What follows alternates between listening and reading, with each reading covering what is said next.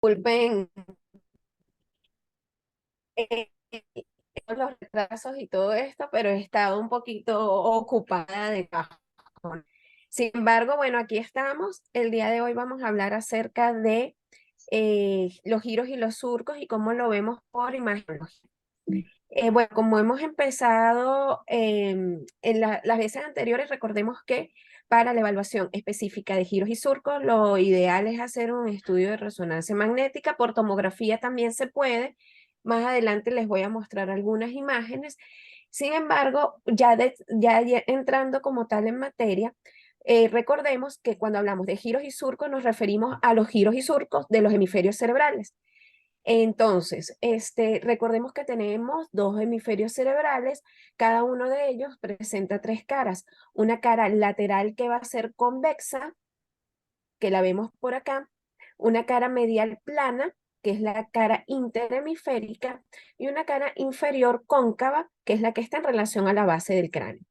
Cuando realizamos un corte de Charcot, recordemos que se pueden ver muy bien estas tres caras, la cóncava lateral, la convexa inferior y la medial es plana en relación a la línea interhemisférica. También podemos definir tres bordes, un borde superior, un borde medial, que sería este aquí, y un borde inferior, ¿no? Que sería este de acá. Lo vamos a ver mejor en los cortes de Charcot, que se los va a mostrar más adelante.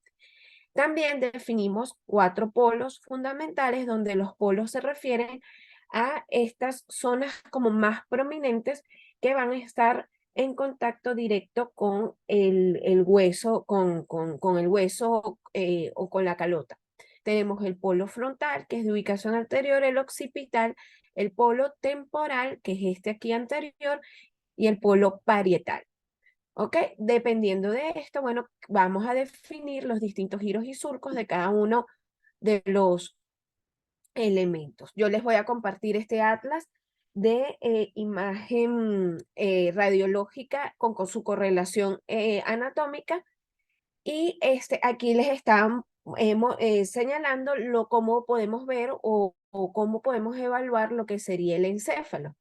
Generalmente sabemos que lo que significa, lo que es la resonancia magnética es el estudio más sensible y específico para la valoración del sistema nervioso central y por supuesto que el cerebro lleva la batuta en esto, los hemisferios cerebrales, donde podemos definir muy bien la diferenciación entre la sustancia blanca y la sustancia gris.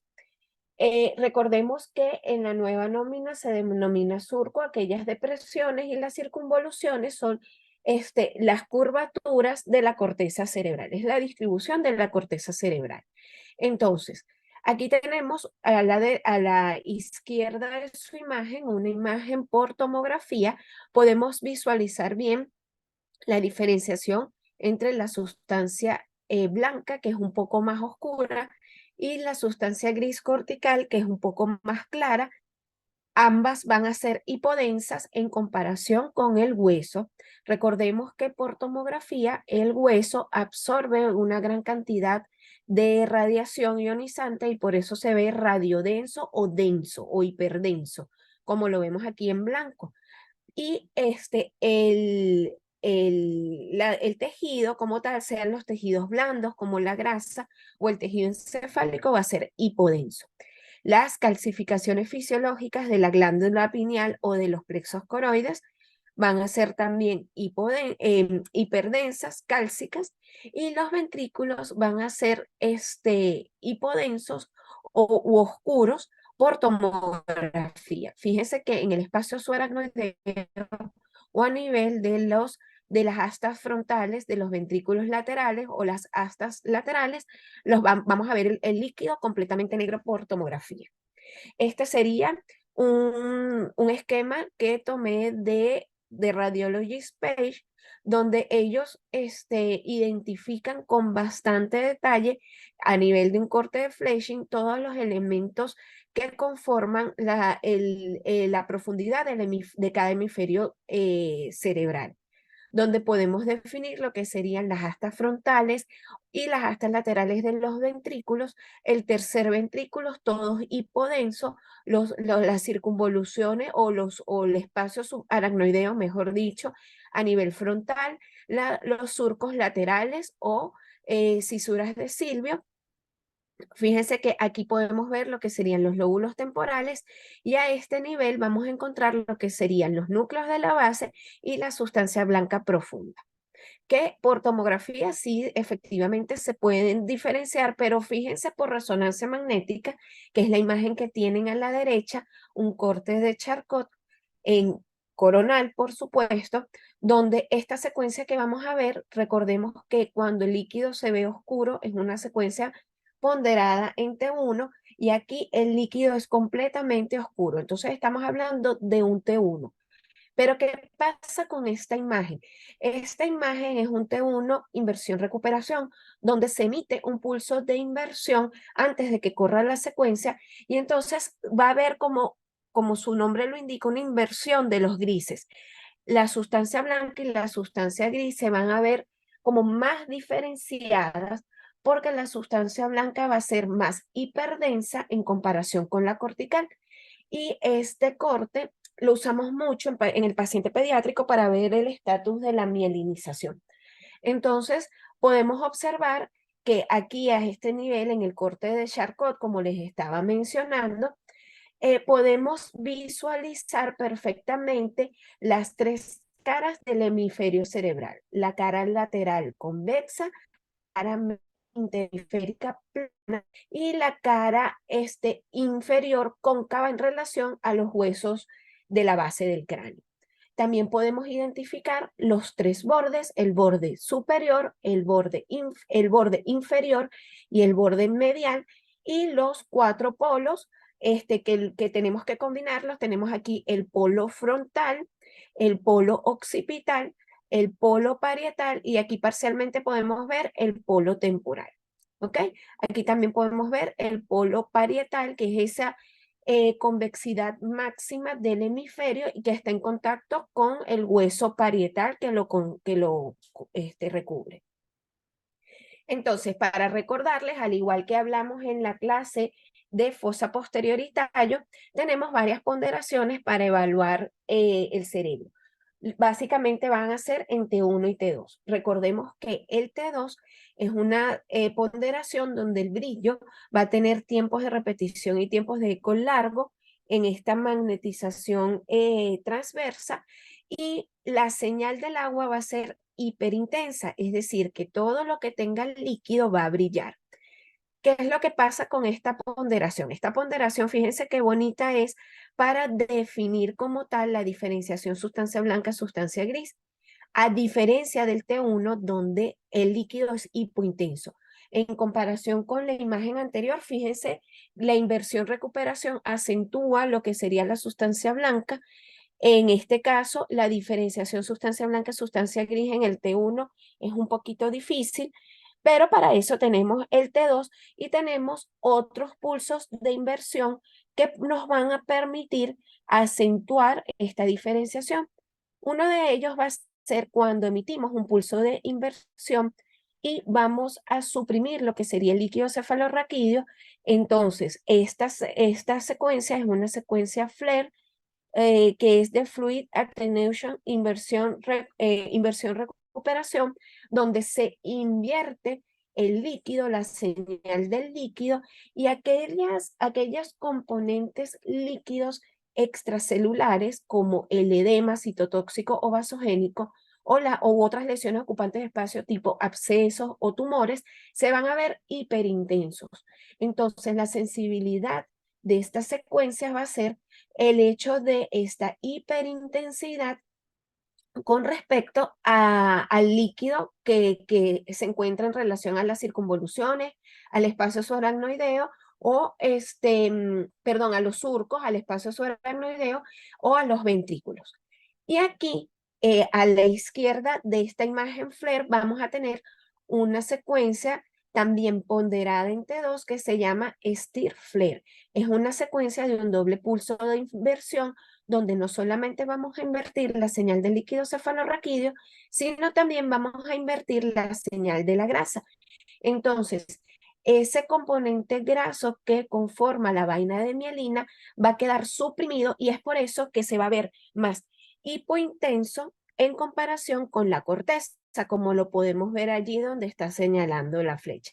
Entonces, la diferenciación sustancia blanca, sustancia gris va a ser más exquisita, va a ser muchísimo mejor e inclusive podemos diferenciar muy bien lo que serían los componentes de las cápsulas externa e interna. Vamos a poder ver muy bien o definir muy bien lo que serían los núcleos de la base y cualquier otra lesión, por ejemplo, las lesiones desmielinizantes que son predominantemente de ubicación yuxtacortical o intracortical se van a ver con mucho mayor sensibilidad. ¿Ok? Entonces, recordemos que existen los planos anatómicos, que son los planos en el espacio. Tenemos el plano transversal o axial, el plano coronal, o longitudinal, y un longitudinal a nivel de la línea media, que serían los sagitales. Pero, ¿qué es lo que pasa durante la valoración cerebral?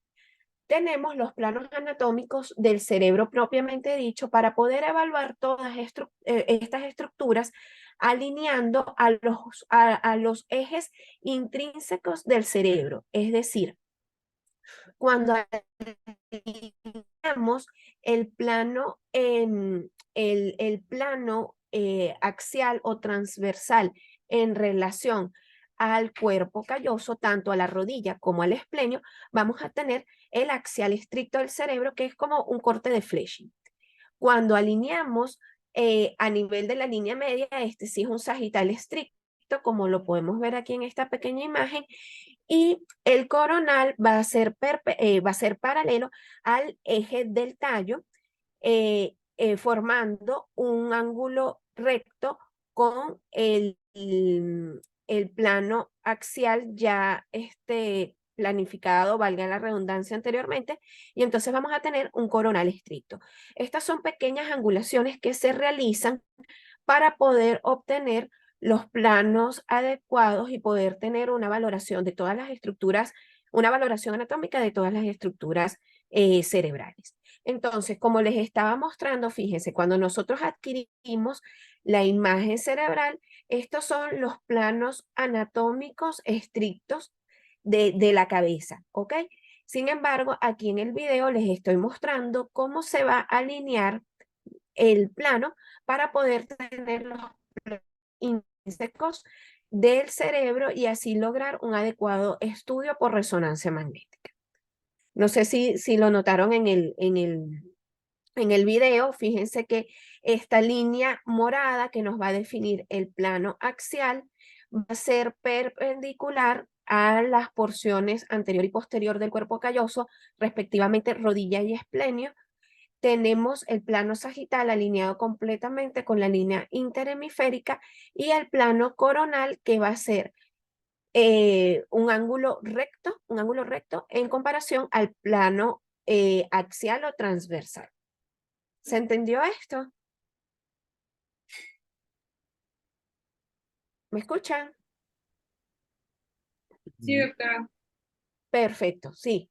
Doctora, Buenísimo. una pregunta. Y Ajá, dígame. ahí está tomando como para el plano transverso, eh, está tomando el borde inferior, Ajá, lo que es la rodilla y el esplenio. exacto. ¿Y cuándo es que toman como consideración la comisura anterior y la posterior? ¿Ese es otro plano?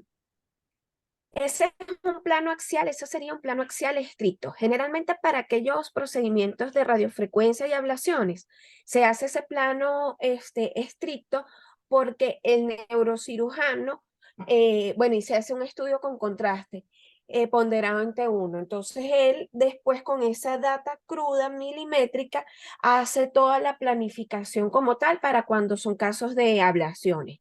Entonces sería muy parecido el plano sería un axial estricto, sería este plano que está acá. O sea, aquí sería alineado a la comisura anterior y a la comisura posterior, por supuesto, no lo tenemos aquí como tal, pero si desplazamos esta línea, quedaría un axial completamente estricto y esto es lo que se usa generalmente cuando se hacen ese tipo de procedimientos. Esta secuencia que les estoy mostrando aquí pareciera una tomografía en el sentido de que es una secuencia milimétrica de voxel isotrópico donde vamos a poder reconstruir, es completamente volumétrica. Entonces, fíjense, no se pierde tanto detalle de la resolución del cerebro, está ponderada en T1 por la hipointensidad del líquido y podemos reconstruir los distintos planos. Es decir, cuando la movilizamos, no vamos a tener pixelado el coronal o el axial o el sagital, dependiendo de cómo se adquirió. No sé si respondió su pregunta, doctor. Sí, sí, muchas gracias, doctora Valentina. Sí, generalmente para la evaluación tanto de tallo como de hemisferios cerebrales, por esta posición del cerebro que tiene una leve inclinación anteroposterior, en el sentido de que la parte posterior es más baja, igual que la fosa posterior, entonces por eso es que se hace esta angulación intrínseca en relación a la dirección del cuerpo calloso para obtener los axiales. ¿Ok? Bueno, entonces continuamos. Ujú. Vamos ya a entrar en materia con los distintos surcos y circunvoluciones divididos por cara. Es muy similar a lo que vimos en el diplomado, donde vamos a observar lo que serían las caras lateral, medial e inferior y los distintos surcos y circunvoluciones. Entonces, tenemos que a nivel frontal vamos a definir los polos que son las prominencias las zonas más externas y en contacto con el hueso del hemisferio cerebral. Aquí podemos ver el polo frontal, el polo occipital y el polo temporal.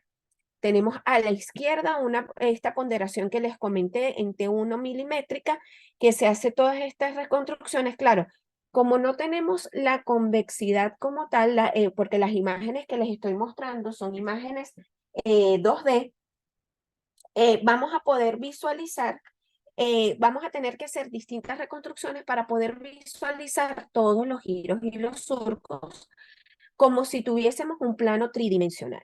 No sé si me expliqué al respecto, porque esta convexidad no la vamos a tener en imágenes, ya que los cortes son cortes anatómicos estrictos, bidimensionales, multiplanares, porque lo podemos ver en los distintos planos, axial, sagital y coronal, pero no tenemos un volumétrico.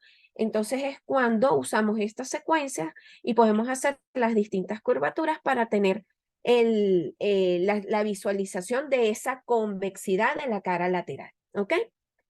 Entonces tenemos los tres polos, tenemos aquí en relación al polo anterior como la raíz, el inicio de la raíz posterior del surco lateral, lo que sería el punto silviano, que recordemos que el surco lateral inicia en la cara inferior a nivel, en lo que sería todo el tallo silviano, y luego cuando pasa la cara lateral es cuando se ramifica, como lo vamos a ver más adelante, y este punto externo o lateral es el punto silviano que lo identificamos a este nivel. A partir de allí vamos a ver la rama posterior del surco lateral y o surco de Silvio, que esto nos va a permitir, los surcos principales que voy a diferenciar ahora, nos va a permitir la división anatómica en lóbulos del cerebro. Tenemos aquí lo que sería el surco central o la circunvolución o el surco de Rolando, la cisura de Rolando, que la identificamos por el signo de omega, que no es más que como si la circunvolución precentral empujara el surco y por eso tenemos este signo de omega que lo podemos visualizar acá. Y aquí tenemos los dos surcos principales. Luego tenemos posteriormente lo que sería la cisura parieto-occipital externa, la muesca occipital y podemos trazar las líneas imaginarias para poder definir lo que sería el lóbulo temporal, del lóbulo parietal, del occipital y perdón, el lóbulo frontal, del parietal, del temporal y del occipital. ¿Cómo vamos a definir esas líneas imaginarias? Entre el surco parieto-occipital externo hasta la muesca occipital y perpendicular hasta el final o la parte más posterior de la rama posterior de la cisura lateral, trazamos una perpendicular. Entonces, por resonancia magnética lo tenemos de esta manera. Aquí vamos a trazar lo que sería aquí diferenciamos los polos y, bueno, no le puse las líneas imaginarias. De aquí hasta acá trazamos una línea que viene desde la muesca occipital al surco parietal, parieto occipital externo y trazamos una perpendicular para poder definir lo que sería el lóbulo frontal, el lóbulo parietal, el lóbulo temporal y el lóbulo occipital. Entonces, con respecto a los surcos del lóbulo frontal, señalamos, como ya les dije, la circunvolución, perdón, el surco central, que lo identificamos por el signo de omega, que se encuentra en relación a la zona motora de la mano, y el ramo posterior del surco lateral. Entonces, aquí definimos, esto sería lo que sería el lóbulo frontal, ¿verdad? Entonces, recordemos que en el lóbulo frontal vamos a encontrar dos surcos horizontales principales y uno vertical principal. También es importante recordar la variabilidad de estos surcos, al igual que la variabilidad del sistema arterial. Y entonces, pero básicamente vamos a tener dos surcos, el frontal superior y el frontal inferior, que nos va a dividir las circunvoluciones o giros en frontal superior, frontal medio, frontal inferior. El surco precentral es perpendicular a estos surcos frontales superior e inferior y perpendicular a la cisura o al surco central y nos va a definir lo que sería la circunvolución precentral. Entonces, aquí tenemos nuestro lóbulo frontal. Recordemos aquí el signo de omega para definir lo que sería la circunvolución central, el surco central, el surco lateral. Y si dividimos el lóbulo frontal en tercios, vamos a encontrar en tercios a partir del surco precentral, ¿no? Si lo dividimos en tercios, vamos a encontrar que el último tercio o el tercio más anterior corresponde a lo que es el lóbulo prefrontal. Si aquí dividimos, aquí tenemos el surco precentral, ¿verdad? El surco central, surco precentral, la circunvolución precentral, que es esta, que es la zona motora, y esto lo vamos a dividir en tercios, 1, 2 y 3. Los tercios más anteriores de los giros frontal, superior y medio, más el giro órbito-frontal, van a definir las áreas 9, 9, 10 y 11, 46 y 47, que se denomina el lóbulo prefrontal. Está encargado de las funciones ejecutivas como es la abstracción, la memoria de trabajo, la regulación emocional y la medición del riesgo. Entonces, aquí en estos cortes coronales más anteriores definimos lo que sería el lóbulo prefrontal y aquí recordemos que sería esta porción más anterior en relación al polo frontal. Cualquier duda, no duden en interrumpirme, ¿ok? Para preguntar. Entonces, seguimos con la cara lateral. Recordemos que este es el ramo posterior del surco lateral, el cual va a tener una rama vertical y una rama anterior a partir del punto silviano. Estas ramas vertical y anterior nos van a permitir definir lo que serían unos giros a nivel del tercio medio y el tercio anterior del lóbulo frontal. Entonces, tenemos que entre la rama vertical y la rama anterior vamos a definir lo que es el giro triangular, el cual apunta al punto silviano. ¿Ok? Es un triángulo invertido y aquí a este nivel es el área 45 de Brodmann, ¿no? Y posterior al surco vertical, vamos a tener lo que sería el giro opercular o área 44.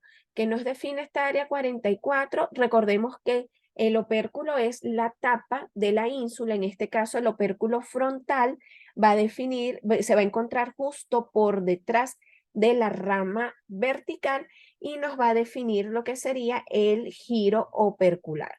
Entonces, en el hemisferio cerebral izquierdo se encontraría lo que se llama o se denomina el área de Broca, que es la área motora del lenguaje, y en el derecho nos va a definir lo que sería también el área 45 y 44, el matiz afectivo del lenguaje. Si seguimos dividiendo, recuerden lo que les comenté, dividimos en tercios, tenemos el tercio más posterior es el área premotora o área motora secundaria, que es para la planeación del movimiento. El tercio medio sería el área de los movimientos oculares conjugados. Los tercios anteriores más en las áreas 46 y 47 definimos lo que es el lóbulo prefrontal y lo que sería el surco precentral es el área motora primaria, que es donde se define el homúnculo de Penfield. Recordemos que el homúnculo de Penfield es la representación motora en la corteza cerebral de las distintas partes del cuerpo, donde es un cuerpo invertido, donde tenemos la cabeza hacia la porción más inferior, la lengua hacia la porción más inferior, cuello y tronco. A este nivel encontramos lo que sería el área motora de la mano, que está en relación al signo de omega. Aquí terminamos el tronco y hacia la cara medial se encontraría genitales y miembros inferiores. Ahora vamos a definir lo que es el lóbulo parietal.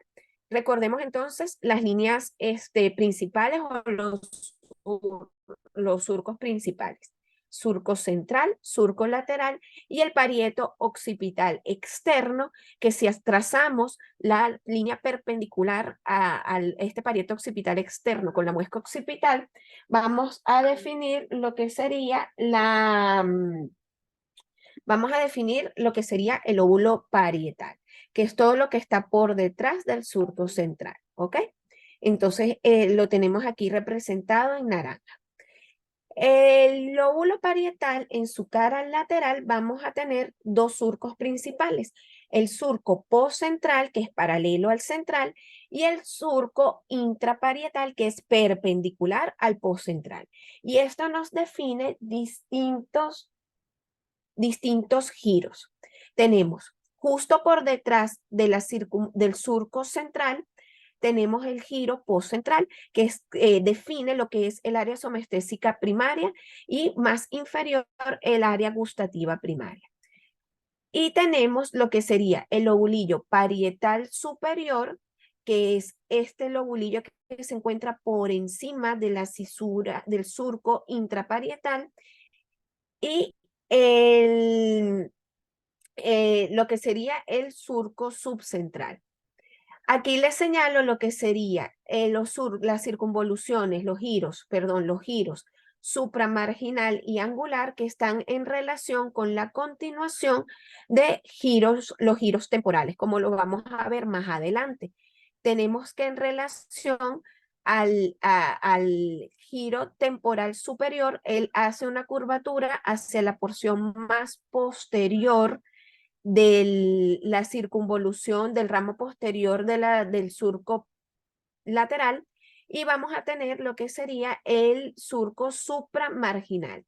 Y por detrás de este, también como una prolongación, tendríamos lo que es el surco angular, que define cada uno las áreas 39 y 40 respectivamente.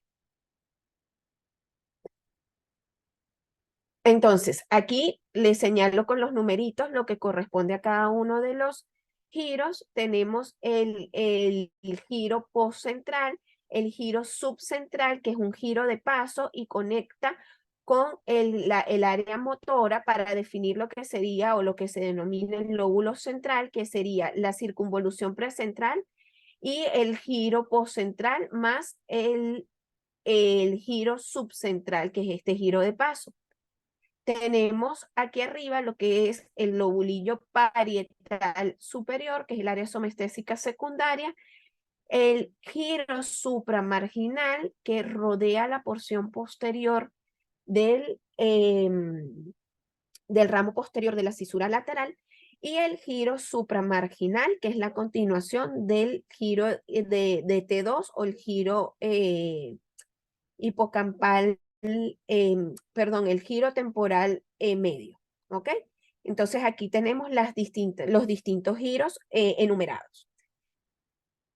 Lo que sería el surco o el giro, perdón, el giro supramarginal y el giro angular van a constituir el lobulillo parietal inferior que se encuentra por debajo del surco intraparietal.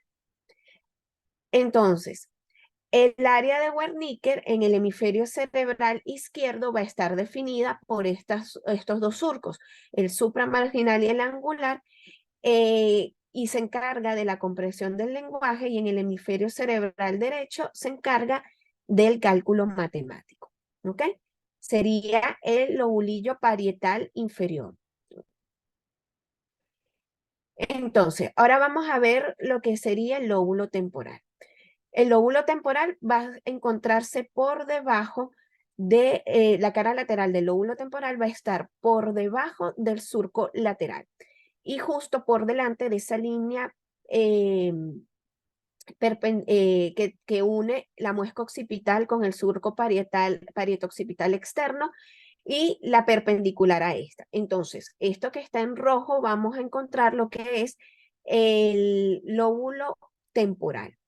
El lóbulo temporal va a tener dos surcos en su cara lateral, que va a ser el temporal superior y el temporal inferior. ¿Ok? Y esto va a definir tres giros. El giro temporal superior, que es el que le comenté, que se continúa con el giro supramarginal en el lóbulo parietal. El giro temporal medio, que se continúa con el giro angular. Y el giro temporal inferior, que por dentro se va a continuar con el giro ay, se me fue la palabra. En la cara inferior, ahorita lo vamos a ver, en la cara inferior se me fue el nombre del surco. Ahora, también podemos definir estos surcos temporales superior e inferior, son paralelos al surco lateral, pero perpendicular a que sería a este nivel, vamos a encontrar lo que sería el surco temporal transverso, que nos va a definir por delante de él el, em, el giro temporal transverso también. Este surco transverso aquí nos define el giro temporal transverso que se encarga del área auditiva primaria 41 y 42. ¿Ok?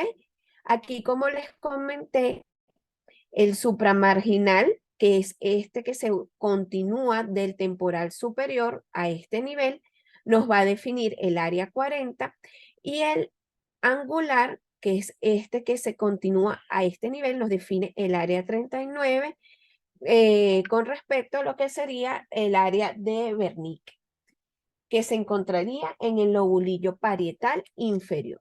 Esto simplemente es para mencionar esta continuación de estos giros. ¿Okay? En serían estos giros supramarginal y angular, que son del lóbulo parietal, y esta rayita que vemos acá sería el giro temporal transverso que nos define anteriormente, perdón, el surco temporal transverso que nos define anteriormente el giro temporal transverso, que es el área auditiva primaria.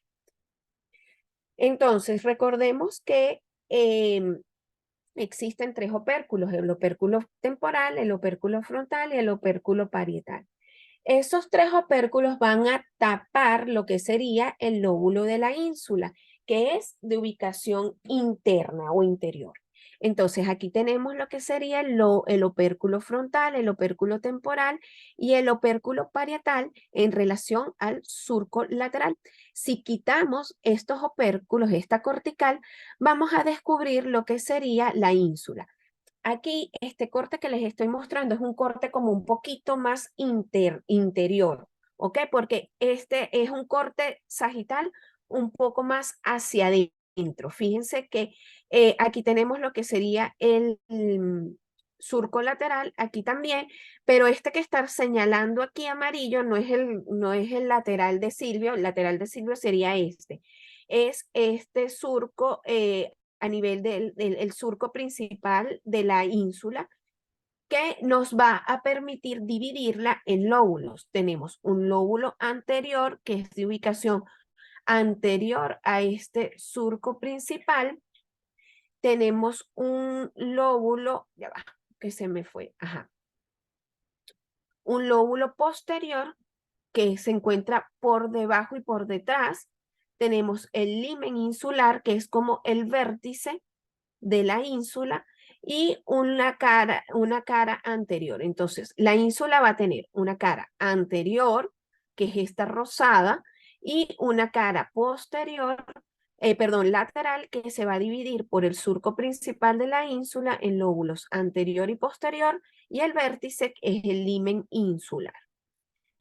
Entonces, tenemos los surcos que definen esta zona. Tenemos el surco perinsular superior, periinsular inferior, que los vemos aquí, el surco periinsular anterior y el surco insular central, que es el que nos va a dividir en lóbulos anterior y posterior la cara lateral de la ínsula.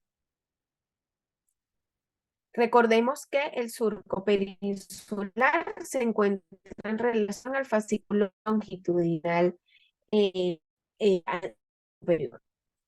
Entonces, para terminar con la cara lateral, tenemos que el lóbulo occipital se encuentra por detrás de esta línea imaginaria, y vamos a tener tres surcos principales: el surco parieto occipital externo, la muesca occipital, que se relaciona con el área 37 para el reconocimiento de rostros, y el surco calcarino, que no tiene tanta representación en la cara lateral. Ahora vamos con la cara medial. Fíjense que la cara medial es la cara plana, la cara interhemisférica, y tenemos más estructuras, más que surcos y circunvoluciones. Tenemos una serie de estructuras que forman parte del diencéfalo, del telencéfalo, y parte de lo que sería la fosa posterior y el tallo. Entonces, aquí a la derecha, fíjese la ilustración, la imagen de Radiology's Page, donde podemos observar como tal todas las partes, tanto de los hemisferios como de la línea media, y las porciones infratentoriales, que incluyen lo que es tallo y cerebelo, con su correlación de la ilustración, ¿no? Entonces, vamos a empezar a definir la cara medial. El importante de la cara medial es el cuerpo calloso con sus distintas porciones. Tenemos el pico o rostro, la rodilla, el tronco y el espleno, ¿ok? Que lo podemos ver muy bien aquí. Recordemos que el pico o rostro se continúa con lo que sea la comisura anterior, es esta porción que está acá, y la lámina terminalis, que es esta porción que se encuentra acá. ¿Ok? Entonces, ahí tenemos bien definido el cuerpo calloso. Y cisura central se va a prolongar hacia la cara interna o la cara medial del hemisferio. Vamos a definir entonces los mismos polos frontal y occipital y vamos a señalar que podemos encontrar lo que sería la cisura o el surco calcarino y la unión del surco calcarino con el surco parieto-occipital externo nos va a dar el punto calcarino, que es este circulito que está acá.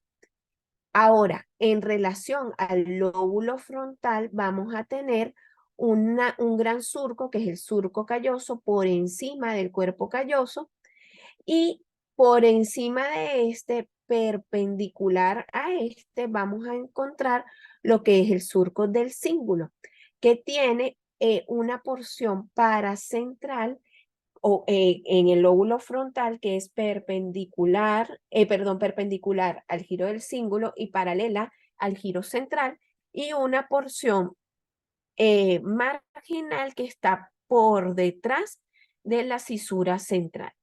La porción subparietal es la prolongación posterior de este círculo, de este giro, de esta circunvolución del cíngulo. Y aquí podemos determinar los distintos giros. Tenemos el giro del cíngulo, que se encuentra entre el giro calloso y el giro del cíngulo, que es este que está aquí de ubicación predominantemente frontal. Tenemos la circunvolución frontal medial, que también se puede dividir en tercios, y vamos a encontrar las áreas 6, 8, 9, 10 y 11, que pertenecen al lóbulo prefrontal. Tenemos el paracentral, que es la unión con este giro de paso de el área motora, que sería motora primaria, que es esta área 4 entre el central y el paracentral, y entre el marginal y el paracentral, el área sensitiva primaria, que es 3, 1 y 2. Por detrás, entre el giro parieto-occipital interno y el surco parieto-occipital interno y el surco marginal, vamos a encontrar el precunio, que es parietal con las áreas 5 y 6, y el cunio, que es completamente occipital entre el calcarino y parieto-occipital interno, que es el área visual primaria y secundaria. Entonces, esa fue la cara medial en comparación, en relación a la porción occipital, frontal y parietal.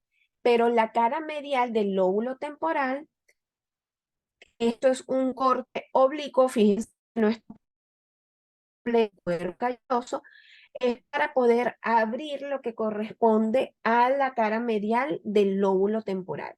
Entonces, vamos a surcos principales, occipito temporal y el surcal y rinal, ¿ok? Donde se aquí uncus. Fíjense, este es el uncus y nos va a definir tres giros principales: el giro del parahipocampo, que es este, que lo vemos acá; el giro de la língula, que es la continuación, es la parte medial de lo que correspondería a la continuación de este surco del paro hipocampo, que lo encontramos acá; el occipito temporal medial y el occipito temporal lateral. Entonces, corresponde, lo que corresponde al primer anillo límbico, que sería el lóbulo, o sea, tenemos el primer anillo límbico, que sería el giro del cíngulo con su continuación aquí a nivel del istmo, y con el giro del parahipocampo. Aquí más o menos en este corte coronal oblicuo, este corte sagital oblicuo, podemos medianamente observar lo que sería todo lo que constituye el primer anillo límbico, Y aquí recordemos que T3, T4 y T5 son las traducciones de los giros temporales en la cara medial. ¿Ok? Ya por último, la cara inferior, que aquí recordemos que es una cara cóncava, aquí lo vamos a ver completamente plano y es al ras entre la base del cerebro y lo que sería la base y lo que constituye la base del hemisferio, de cada hemisferio cerebral. Vamos a tener a nivel del lóbulo frontal dos surcos, el surco olfatorio y el surco en H, ¿ok? Donde el surco olfatorio es un surco perpendicular al surco interhemisférico y en H tenemos este surco que es un poco más lateral que nos va a definir varios giros, ¿ok? El giro recto, que lo conseguimos acá, el giro recto, y en relación al surco en H vamos a tener el giro orbitario anterior, orbitario posterior, orbitario medial y orbitario lateral. Recordemos que el giro olfatorio se encuentra en relación al bulbo olfatorio, como lo podemos ver acá, y al nervio olfatorio, como podemos ver en esta reconstrucción que tenemos acá. Con respecto a la cara inferior del lóbulo temporal, vamos a encontrar aquí a este nivel el uncus, el tallo del surco lateral, y vamos a definir dos surcos principales: el surco occipito temporal, que es este que está acá, y el surco colateral, que a nivel del uncus es llamado surco rinal. Esto nos va a permitir definir tres giros. Tenemos de medial a lateral, tenemos lo que es el surco, el giro, perdón, el giro del parahipocampo, el giro occipito temporal medial y el giro occipito temporal lateral. ¿Ok? Y lo que estábamos en un corte coronal, estos son los tres giros de la cara inferior y medial del lóbulo temporal y los que definimos en la cara lateral del lóbulo temporal. T1, T2, T3, que tiene una porción lateral y una porción inferior, T4 y T5. ¿Ok? Entonces, para recordemos que el cerebro tiene unas múltiples conexiones con respecto a la corteza y esto va a definir unas áreas específicas, funciones específicas. Son las áreas de Brodmann. Aquí en el lóbulo frontal, en la cara lateral, tenemos la representación de la lateral, el surco central, tenemos el surco lateral y la línea imaginaria desde el surco parietal, parieto-occipital externo y la muesca occipital para definir los distintos lóbulos. Entonces, en el lóbulo frontal encontramos a nivel precentral lo que sería el área motora primaria, que se encuentra, se encarga o se define, o aquí se definen los, em, los movimientos voluntarios. Entonces aquí definimos lo que sería el homúnculo de Penfield, el homúnculo motor. El área 6 es el área premotora. Si dividimos luego del surco precentral, si dividimos el lóbulo frontal en tercios, tenemos que el tercio más posterior es el área premotora o área 6, que es la de planeación del movimiento. El tercio medio es el área de movimientos oculares conjugados, que es el área 8, aquí lo podemos ver mejor, y el lóbulo prefrontal está todo coloreado de amarillo, que se encuentra como los tercios más anteriores de los giros frontal superior y frontal y medio, más las áreas 44, 46 y 47. 46 y 47 van a definir lo que sería el lóbulo prefrontal, que está encargado de las funciones ejecutivas, como ya les mencioné anteriormente. Los giros opercular y triangular, que son los que se encuentran en relación a las ramas más anteriores del surco lateral van a definir en el hemisferio cerebral izquierdo el área de Broca o área motora del lenguaje y en el derecho el área del matiz afectivo del lenguaje. Aquí lo vemos, y derecho e izquierdo. A nivel del lóbulo parietal también definimos distintas áreas donde está el área somastésica primaria, que es por detrás del surco central, el área 46, que es el área del gusto, que sería la porción más inferior del homúnculo sensitivo, el área, el lobulillo parietal superior, que es el área somestésica secundaria, o de asociación, que aquí tenemos lo que sería el área de la anoxia táctil o estereognosia, y hacia la porción temporoparietal vamos a definir lo que sería en relación al lobulillo parietal inferior, el área 40, y esto va para acá, para el lobulillo, para el lóbulo parietal, el 40 y el 39, que ya lo hemos mencionado, que es el área de Wernicke o de compresión del lenguaje.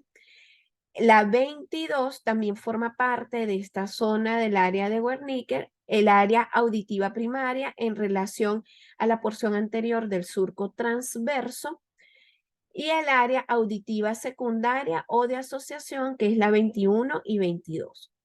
En el lóbulo occipital vamos a encontrar en relación a la muesca occipital lo que sería el área 37, que es de reconocimientos de rostro, y el área visual primaria, que es el lóbulo occipital propiamente dicho. Aquí en la cara medial, aquí tienen un corte oblicuo por resonancia magnética que representa tanto la cara medial de los lóbulos temporal, parietal y el lóbulo temporal con sus distintas áreas de broma. ¿Ok? Bueno, muchísimas gracias por su atención. Creo que no dejé nada por fuera. Quise hacer una correlación con respecto a lo que veníamos viendo por el diplomado. Y sí les quiero recordar que para poder ver sobre todo los surcos de la cara lateral, tenemos que tener unos cortes oblicuos para podernos ubicar mejor en cuáles son los surcos principales y las circunvoluciones que determinan. No sé si tienen alguna pregunta. No, doctora, muchas gracias. No, está muy bonita su Ok, presentación, todo doctora. claro entonces. Gracias, gracias, gracias. Sí, todo claro, Doc. Todo Y claro entonces. no, ¿nos podría compartir el Perfecto. atlas que mencionaba al inicio? Por favor. Sí, cómo no, lo compartir por el grupo. Yo se los paso por el grupo. Y si tengo algún otro, que sobre todo hay unos que son de tractografía, pero eso sería más que todo para la parte de sustancia blanca que queda, bueno, ya lo vieron por el diplomado. También se los voy a compartir, uno de tractografía y este que son áreas anatómicas, un atlas anatómico. De acuerdo. Pues no sé si tienen ¿Ok? alguna duda, alguna pregunta para la doctora Valentina.